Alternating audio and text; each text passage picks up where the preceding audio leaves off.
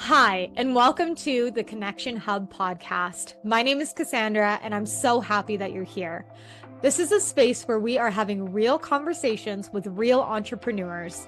We aren't here to sugarcoat the realities of being your own CEO. We are all about raw, uncensored conversations that dive into the triumphs, struggles, and secrets of real life business owners.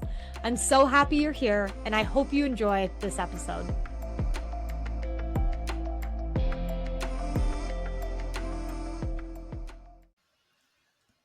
Hello, everyone, and welcome back to the Connection Hub podcast. My name is Cassandra, and I am your host, a social media marketer and online business manager. This podcast is all about having real conversations with real entrepreneurs, and that brings me to our guest today, Miss Melissa.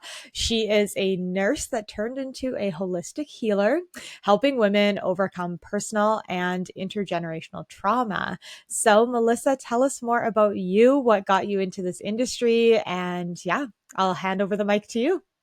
Awesome. Thanks for having me. I'm so excited to chat with you today.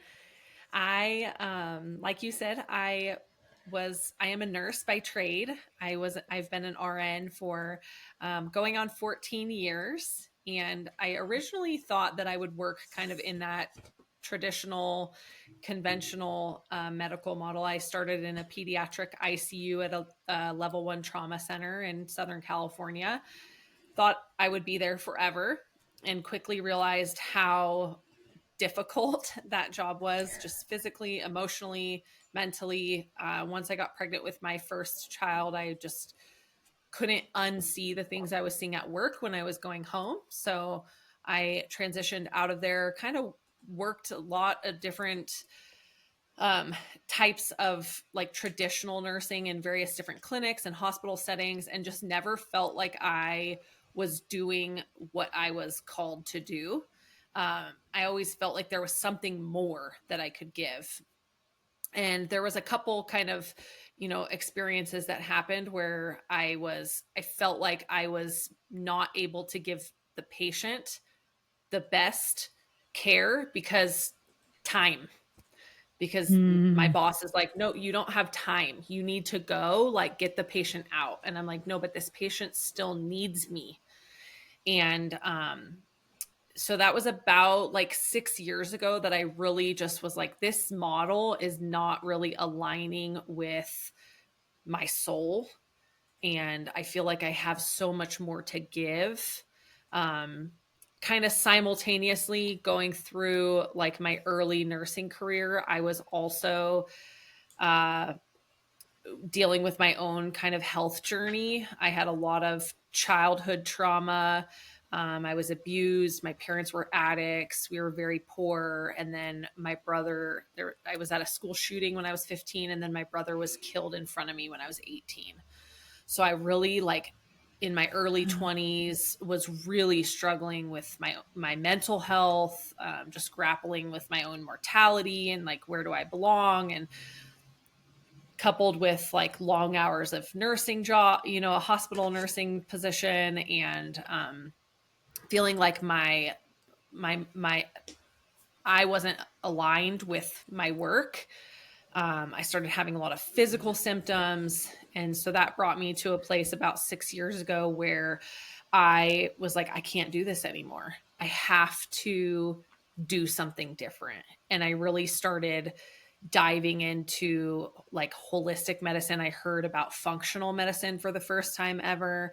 And in a conventional model, functional medicine is almost kind of like shunned, like in a hospital setting. If you talk to like a hospitalist or, a traditional pediatrician or something, like, they're like, oh, come on, like functional medicine, that's like woo, too woo, Um, and I really like healed myself by using some of those principles and like really learning how to manage my own thoughts and emotions, and like learned a lot about my nervous system and how my nervous system was just on overdrive all the time. I was literally in fight or flight like 100% of the time.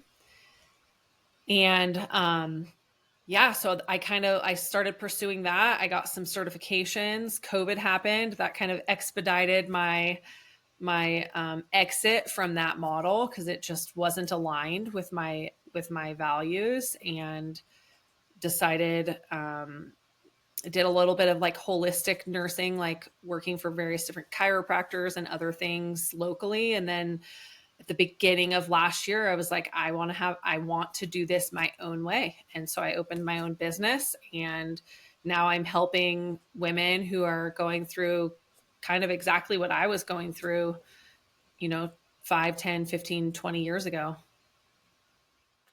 Wow. Wow, wow, wow. What a journey, both personally and professionally, to come into this version of yourself and really know what is good for you, right? I find a lot of us end up in jobs, careers, places, people's relationships, all of these things that, you know, there's something about it that just doesn't feel good. Or, like you said, you were coming home and just like, this, I can't do this. This is not good. I can still, like, I'm still in that environment. And like, those are working in a hospital, being a nurse, those are high stress environments to begin with. And so, knowing what you need in that moment and trusting yourself through that process to say, you know what, actually, something needs to change here. And I'm the only one that can change it. Right. And I'm the only one that can make that move happen. Yeah. Yep.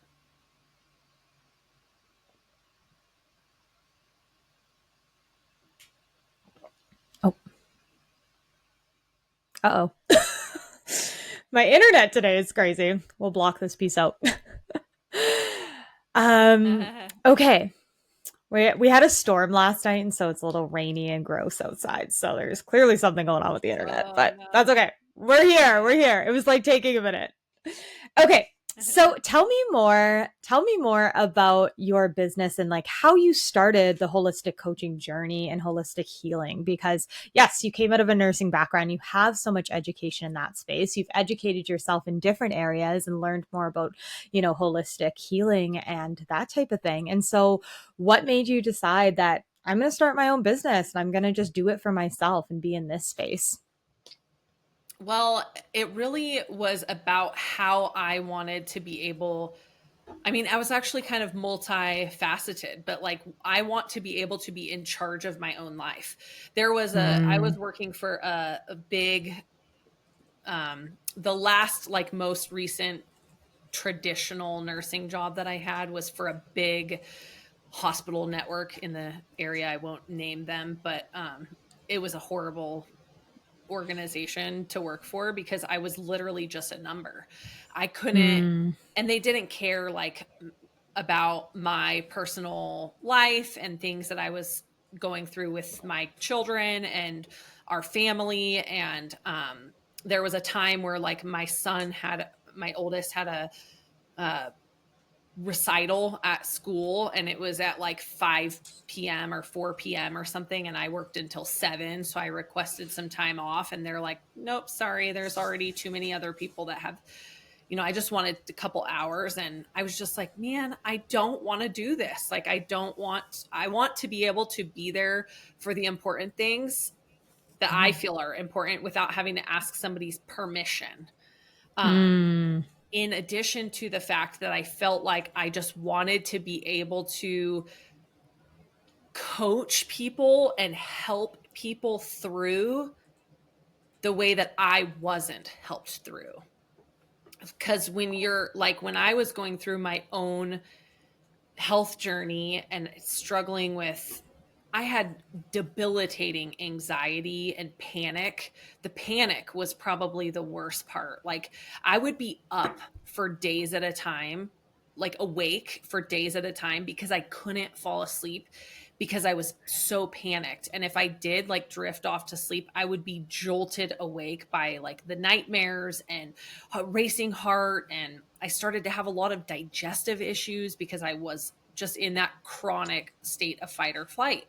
And when I would go to the doctor would tell me, oh, you're depressed, take these antidepressants, or, oh, if you're having this problem here, let me give you some pills. I was getting rashes on my arms. I was like breaking out in these rashes. They would just give me steroids, take this, do this steroid wean, you'll be fine. Take this for 10 days. It'll go away. And it would. But it wasn't actually fixing the problem. It Yes. wasn't. And I was so young and I didn't have like my parents around to help me like navigate it. And I didn't really know what to do. So I kind of, once I went through that journey myself and realized there's such a need for that kind of like close one-on-one coaching, because even if people, like, I know a lot of things intellectually because I'm like about the human body and medicine and all of that, like because I've been a nurse for so long, but Right. I didn't have the support, the accountability, somebody there, like when the times were hard, like helping me through it. So it took me way longer to go through that journey. And I just knew that Yeah. there was an opportunity for me to be able to help people like who I used to be make this transformation and heal their body, heal their mind, heal their spirit, like release that trauma and overcome, the hardships in their life without having it take 20 years like it did for me, Yeah.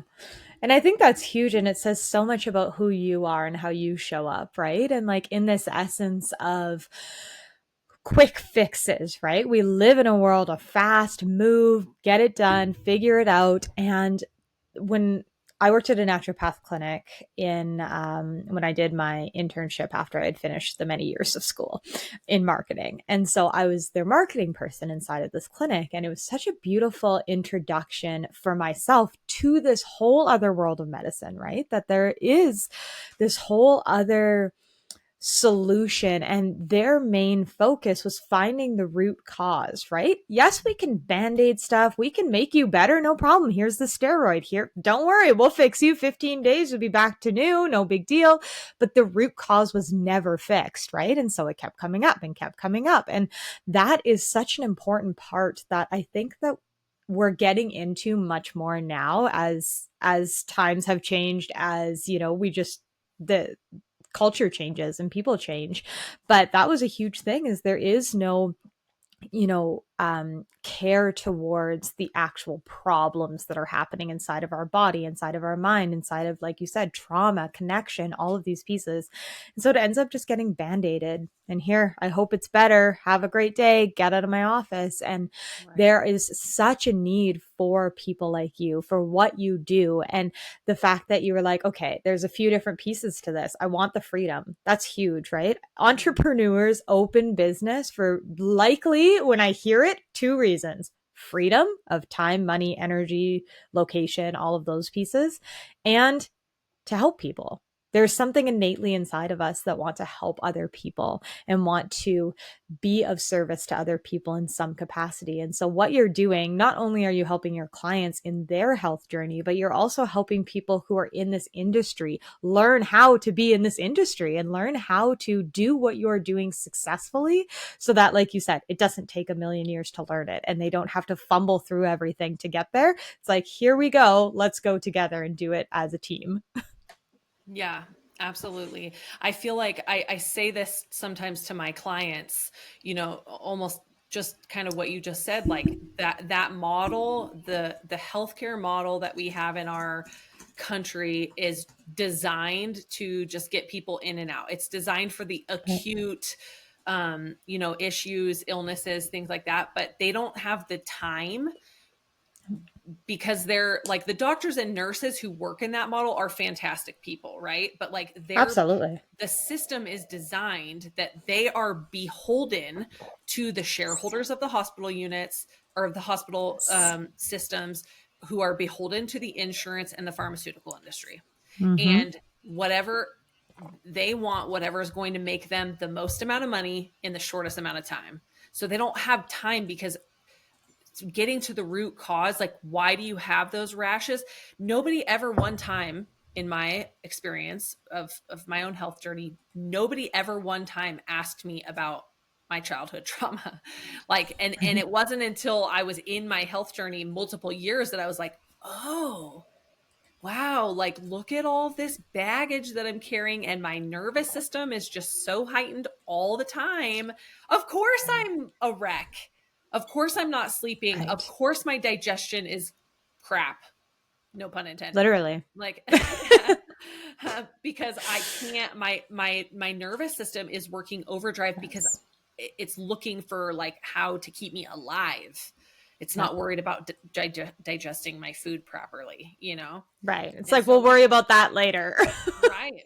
Yeah. And so I always Yeah. just like that model, like, don't get me wrong. I try not to knock this system. Like, thank God for modern medicine and like ERs, ORs, ICUs. Like, if I'm in a car accident, take me to the nearest hospital. Don't you dare bring me to my house. Like, I just, but like, as far as true root cause, what is really going on, looking at an individual person as a unique specimen and like trying to look at their body chemistry and their history and their symptoms and their experiences and their traumas and their surgeries and everything all together to kind of like help them through that process.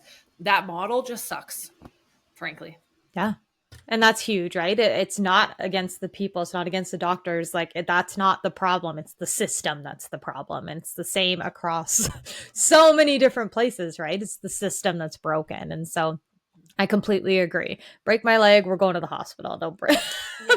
I'm not about to heal that. That's not a root problem. We broke my leg, right? But like you said, there's pieces to this that the long term struggle, there are, like you said, no one ever asked you about your trauma. And then we wonder why all these things are coming up, why my nervous system can't calm down, where those things are coming from. And I would love to chat a little bit more about how trauma can show up in our business. So, yes, we most of us, not all of us, but most of us have some capacity of trauma throughout our lives if we haven't yet. But, there's lots of different aspects of trauma that come up. And so without those being dealt with or without those, being looked at and being a part of our healing journey, how does that start to maybe show up in business that we wouldn't necessarily think to equate that to trauma? Yeah, I think the trauma just kind of you get these trauma responses where like your nervous system when you're whatever the trauma is, your nervous system is activated in an effort to keep you safe. So like let's say a car accident, okay? So if you're in a car accident, you're most people or did you know that if somebody goes to like touch a stove or touch a fire or something, if you actually record that and you slow it down into like the microseconds, they actually move their hand before they make any like facial expressions or yell or anything like that.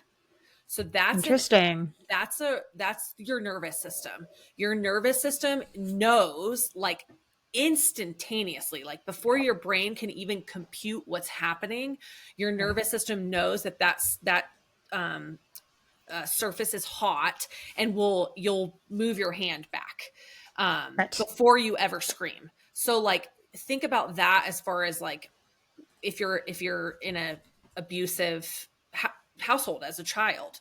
So they say research shows that like the most important time in a kid's life is the first 7 years of their life. That's when they are making healthy attachments. They kind of understand their place in the world.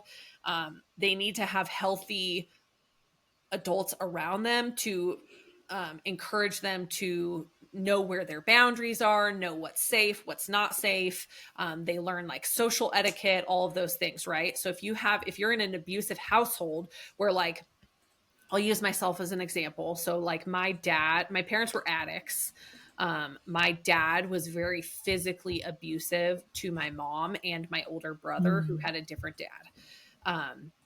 As a result, my mom was very verbally abusive to me, and my brother was very physically abusive to me. Mm. So like the when you're in that sort of like constant state of where I never knew when I was like really little, I never knew Yeah. when I was safe. I was kind of always looking over my shoulder. in a bad mood? Like, is my mom gonna Right. rip me apart? Like, what, Mm-hmm. um, when you're in that kind of constant state of fight or flight, that becomes your baseline. So then, even when I grew up and I was no longer in that environment, I moved out of my mom's house when I was 16. I was no longer in her house. My parents divorced when I was about 6 or 7. But I still lived with my mom. My dad passed away from drugs, but he, when I moved out of my mom's house, I wasn't in that environment anymore. So it wasn't necessarily like an immediate threat of my safety, but my nervous system kept me at that level because that Right. was my baseline. So then I Yeah. started having these responses where even if something wasn't dangerous or I wasn't like at any risk, that's how I responded. So it became a trauma response where I was just like instantly like heightened and my muscles would be really tense and all of my blood would shunt to my, even if it was just something minimal. So I think when, as far as business is concerned, like those trauma responses, without having the awareness of knowing where that's coming from, most people are acting from a state of like subconscious or just habit. Like that's what your baseline is. That's where you react instead of like consciously think about your decisions. So that can be anything. Like sometimes it's regarding money, or it's regarding um uh if somebody says no, like to you, or Mm. somebody, you people, rejection is a huge trigger for people, can throw people into, a spiral or throw you off the deep end if somebody is saying no, because you feel like that's a sense of um an attack on your worth, or but Yeah. a lot of people don't consciously think of it that way. They just react. Oh, she said no Right. to me, like, and then most people will go on the defensive as an adult. Or Yes. I shouldn't say most people, some people will go on the defensive. Right. And that's such an important piece to be aware of, especially as adults, especially as business owners, because these traumas that are coming up inside of us, these trauma responses that are coming up inside of us, kind of, tint everything else that happens. So, like you said, if you have a client come to you and you've done this proposal and you're all excited, you think it went well, and they say, no, it's not the right time. I don't have the money for this, whatever the reason is. Like a lot of times it really has nothing to do with you, but here's the reason that they're proposing to you. And you, like you said, you bring that internally, right? And you're like, oh, it's me. It's a rejection on me. It's my character. It's who I am. I'm not good enough. My business is never going to succeed. And you go on and you spiral into this place of someone said, no, it's not the right time for me. And that must mean that I'm not good enough, right? And so I love how you shared that, whether it's money, rejection, like there's so many different pieces in business. And, oftentimes we say that business is really a huge self discovery journey. Like, if you want to learn more about yourself, open a business, right? Like, there's about to be a whole experience. And I think that there's something to be said about that, where these trauma responses can show up in your business. And if you're not aware of them, it's harming you and your business and your mental state and all of these things more over than you might even be aware of, right? And that you might even realize is happening. So I love how you shared that. Can we talk about our mind body connection? Because we Yeah. talked about it a little bit here. And so, oftentimes, as business owners, as entrepreneurs, we are in our mind, right? We are thinking, we're analyzing, we're moving, there's a lot of mind. How can I make this better? How can I be better? All of these things. And our body just kind of lives there. And so I would love to chat a little bit more around your thoughts on the body mind connection and what that really means to have both of them working and be active and be aware of that. Yeah, I love talking about it. It's because it's been such like integral part in my own healing. I feel like I was so in my head through my, early healing journey, and to be clear, like I don't ever claim like healing is a lifelong journey. Like I'm not perfect. These are just the things that I've learned along the way. There are certainly days where I have anxiety still that I have to keep in check. There's things that I Mm. do to keep myself grounded and keep my anxiety in check, but there are days where that are worse than others, you know. But yeah, so the mind body connection. So your mind and your body are so closely related. And I feel like, you know, referencing the conventional medical model or the traditional medical healthcare system in our country, like that model doesn't do a very good job at recognizing how important your mind and body, how important that connection is. So there's a thing called allostatic load.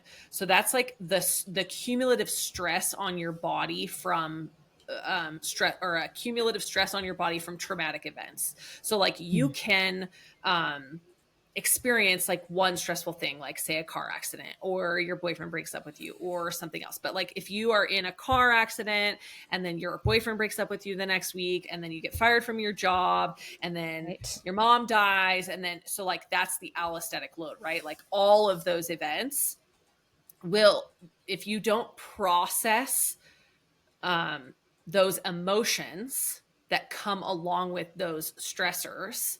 So I forget the first thing I said, like your boyfriend breaks up with you. So like if you're like, my boyfriend broke up with me, and you just stuff that emotion down, well, emotion is energy in motion. So it's actually Mm. like energy. If you're just stuffing it down inside of you, then you get fired from your job, and then that energy is still there, and then you stuff some more energy on top of it, then now you've got all, you know, Right. more energy in there, and then your mom dies, but then you Yes. have more energy inside of there, and eventually all of that energy just creates havoc on the inside of your body, and that's when physical symptoms start to manifest. So for Mm. different people, it's different. So it's like for me, it was digestive issues and then skin issues. I started getting those rashes all over my body, on my arms a lot, and my legs.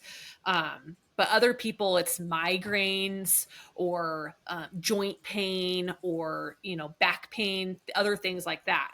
Um, so like until you process those emotions that come along with those stressors, it's going to store inside of your body and then come out in some way, like either by through your mental health with like anxiety, depression, panic, insomnia, those kinds of things, or physical manifestations like I already just said. So it's so Right. important to really recognize that and know that, like, um I always tell my clients this too, like your body is inherently designed to heal.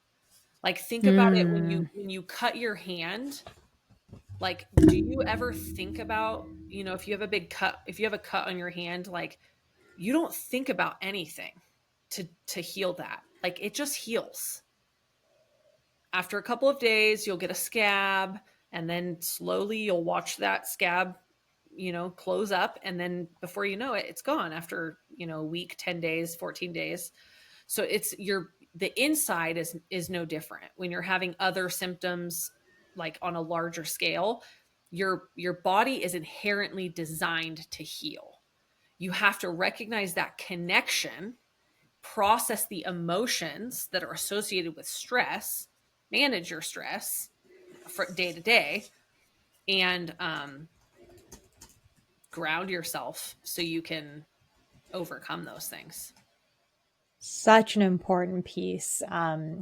And just like a good reminder to people, right? Like a lot of times we think, oh, I keep getting migraines or I keep getting X, Y, and Z, and I don't know where this is coming from. And talking back from that very first conversation around like, what is the core problem here? What is the root of this? Rather than band-aiding it with Advil or hoping it goes away, what is actually going on here? Why does this keep coming up? And I think that that's such an important piece that you mentioned, that, you know, it might not just be X, Y, and Z. It could be trauma that's living in your body. It could be something that, like, the emotion piece that you've pushed down and pushed and pushed and pushed. And now it's like, hey, hi, I'm here. I still need to be processed. I still need to I don't want to say dealt with, but I need to be acknowledged and I need to work through this piece.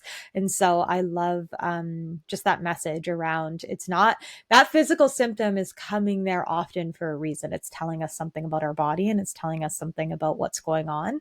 And it's not always trauma, but also just paying attention to that mind body connection and realizing, well, how has the week been? Has it been a stressful week? What's been going on? What recently have I gone through that maybe I'm just kind of holding on to that I'm not really consciously aware of in the moment. So I think Yeah. that's super important.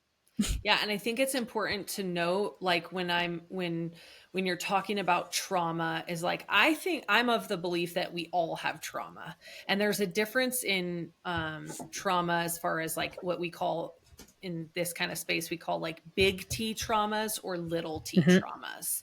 So like, it doesn't your life doesn't have to be. I mean, this isn't a whose life was worse than whose, but like, you don't have Nope. to have like abusive parents and have your brother die in front of you to like say like I've had trauma. Like, we've Right. all had like a friend who betrayed us or lost a job that we really liked and weren't expecting to lose, or had a loved Mm-hmm. one die, maybe not traumatically right in front of you, but like, that's still something that needs to be processed. And if you don't process it, you're just going to hold on to that emotion. And that's when Yes. it causes problems. Yes, yes, so good. Oh, Melissa, thank you so much for this conversation. I think it's something that needs to be brought to light and open up our world and open up our eyes for sure. I have a few fast action questions if you're open for it. Totally. Let's do it. Okay, what's your favorite book or podcast? Oh gosh, my favorite book is probably Carol Dweck's Mindset. Ooh, okay. Google Or it, the everyone. body keeps score, and I can't remember his name. Doctor something. I can't remember his name off the top of Yes, my head. yes, another good one. Are you a morning person or a night owl? Morning person.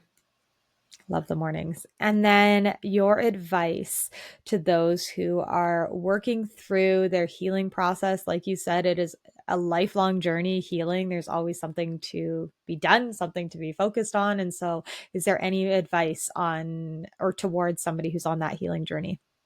I would just encourage you to reach out to somebody who you trust and talk about things. It's okay Mm. to be vulnerable, and it's okay to say, I'm struggling with this. I need help. And talking about things, the awareness is 100% the first step. And I always tell people healing is possible. I don't care what it is, no matter what. If the doctor says this is a lifelong incurable disease, I think I call BS. I think it is. Healing is always possible. I love that. What a beautiful, beautiful message to close out on. Melissa, tell us more about what you're up to, how people can work with you, and I will drop all your links in the show notes as well. Sure, you can. My website's holistichealthbymelissa.com. And then I'm on every social media platform, Holistic Health by Melissa. You can fill out an application link on my website to schedule a free discovery call to chat about what your goals are, what your symptoms are, and how we can get you healed. Beautiful. Thank you so much for being here today. I appreciate this conversation and I know it's an important one for everyone. And for those who are listening, definitely stay tuned, subscribe, rate, all of the things. Thank you again for a beautiful podcast. Thank you.